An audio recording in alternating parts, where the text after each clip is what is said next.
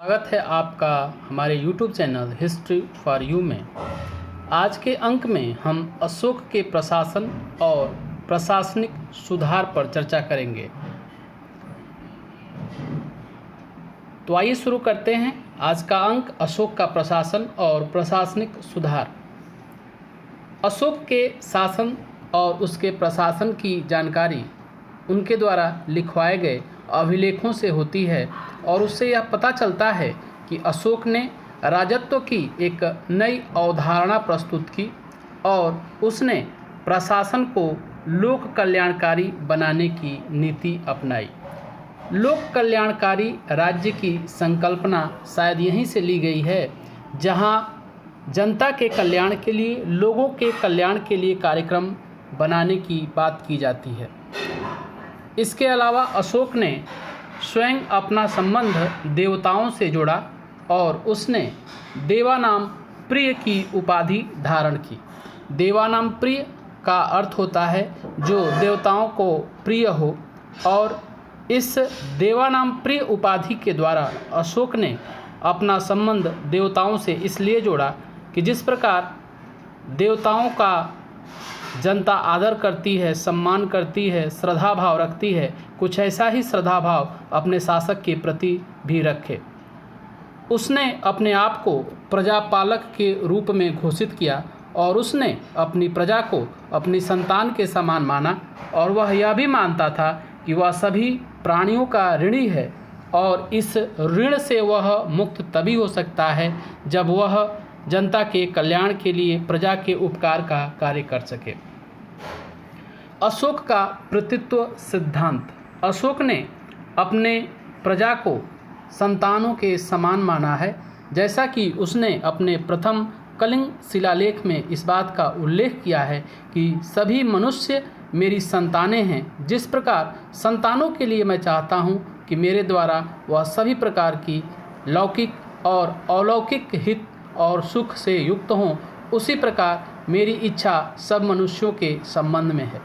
वह यह चाहता है कि उसके प्रजा के लोग इस भौतिक जीवन में सुख तो प्राप्त करें ही करें, वह पारलौकिक इस भौतिक जीवन के परे जो जीवन है उसमें भी वह सुखी हों और उनका सभी प्रकार से कल्याण हो। और यह केवल उनके प्रजा के लिए ही नहीं, वह सभी मनुष्यों के संबंध में ऐसी भावना रखता है। अशोक ने अपने प्रतिवेदकों को आज्ञा दी कि वे प्रत्येक समय और स्थान पर उसे प्रजा के संबंध में सूचना दें, और वह धर्म सद्व्यवहार के प्रचार को राज्य का कर्तव्य मानता था। प्रतिवेदकों को उसने निर्देश दिया है कि सब काल में भोजन करते हुए या अरोधन, अंतःपुर में, सभागार में, गर्भागार में, वज्र पशुशाला में, विनीत व्यायाम, पालकी में, उद्यानों में रहते हुए मुझे सर्वत्र सभी जगह प्रतिवेदक निवेदक उपस्थित होकर मेरे जन प्रजा के अर्थ प्रशासन संबंधी कार्य का प्रतिवेदन करें। बिना विलंब के मुझे सर्वत्र सब काल में प्रतिवेदन निवेदन किया जाए। इसका उल्लेख अशोक के छठे शिलालेख में मिलता है।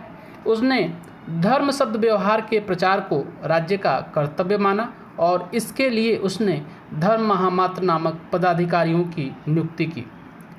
राजकों को उसने विस्तृत न्याय संबंधी अधिकार दिए। अशोक ने व्यवहार समता और दंड समता पर बल दिया। जैसा कि वर्तमान समय के कानून की व्यवस्था ऐसा है कि वह सभी के साथ बिना जाति, धर्म, स्थान के भेदभाव किए हुए सभी को समान रूप से आदर और एक समान अपराध के लिए एक समान दंड की व्यवस्था किया जाए। अशोक ने तत्कालीन समय में सभी के साथ व्यवहार समता, एक समान व्यवहार और दंड समता, सभी को समान दंड देने की व्यवस्था की। इसके अलावा अशोक ने सभी पंथों को सभी स्थानों पर वास करने की सुविधा प्रदान की। यह धर्मनिरपेक्षता का सिद्धांत की ओर संकेत करता है कि वह सभी धर्म, चाहे वह किसी भी विचारधारा, किसी भी धर्म को मानने वाले लोग हों, सबको सभी स्थान पर बसने की सुविधा प्रदान की। इसके अलावा उसने अनावश्यक हिंसा और हिंसापूर्ण सामाजिक समारोहों पर रोक लगाई। बंदी अपराधियों के साथ मानवतापूर्ण व्यवहार किया गया ब्राह्मणों, श्रमणों, बौद्धों और वृद्धों को समान रूप से दान दिया गया। दान देने में किसी भी धर्म या संप्रदाय में भेदभाव न करते हुए सभी आवश्यक व्यक्तियों को दान दिया गया। पशु और मानव कल्याण के लिए औषधालय बनवाए गए, सड़कों के किनारे छायादार वृक्ष लगवाए गए, कुएं खुदवाए गए, बाग बगीचे लगवाए गए और यह प्रजा के कल्याण के लिए, प्रजा के सुख के लिए उन्होंने ये सब कार्य किए। अब हम देखेंगे मौर्य प्रशासन का स्वरूप। कुछ विद्वान मौर्य प्रशासन को लोक कल्याणकारी राज्य मानते हैं तो कुछ विद्वान इसे शोषण पर आधारित मानते हैं। इस तरह विद्वानों का एक समूह मौर्य प्रशासन को लोक कल्याणकारी तो दूसरा शोषण पर आधारित मानता है।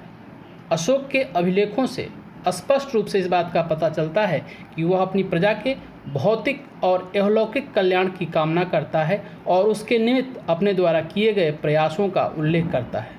जो विद्वान मौर्य साम्राज्य को शोषक के रूप में देखते हैं, उनके तर्क का आधार अर्थशास्त्र के उद्धरण और किसानों से वसूले जाने वाले विभिन्न कर थे। लेकिन इससे यह प्रश्न उठता है कि क्या संपूर्ण साम्राज्य में एक ही प्रकार की प्रशासनिक व्यवस्था प्रचलित थी? क्या इससे केंद्रीकरण के प्रमाण नहीं मिलते? कुल मिलाकर यह कहा जा सकता है कि मौर्य प्रशासनिक व्यवस्था कल्याणकारी थी, जो प्रजा के कल्याण पर आधारित थी। उसने अपने सुदृढ़ प्रशासनिक व्यवस्था के बल पर पहली बार एक ऐसे विस्तृत साम्राज्य की स्थापना की जिसकी सीमा बंगाल की खाड़ी से लेकर अफगानिस्तान तक विस्तृत थी। इस अंक मौर्यकालीन प्रशासन या अशोक द्वारा किए गए प्रशासनिक सुधार पर परीक्षा में जो प्रश्न पूछे जाते हैं वह इस तरह पूछे जाते हैं कि अशोक ने अपने प्रशासन में किस प्रकार के प्रशासनिक सुधार किए, या दूसरा प्रश्न पूछा जाता है कि अशोक का राजत्व सिद्धांत क्या था, अशोक ने अपने सिद्धांत में किन बातों का उल्लेख किया, वह प्रजा के कल्याण के लिए किस प्रकार के कार्यों को किया, और तीसरा प्रश्न कि मौर्य प्रशासन का स्वरूप कैसा था। यह 3 प्रश्न इस अंक से बनते हैं, तो परीक्षा में पूछे जाते हैं। अंक यहीं समाप्त होता है। मिलते हैं अगले अंक में, तब तक के लिए बहुत बहुत धन्यवाद।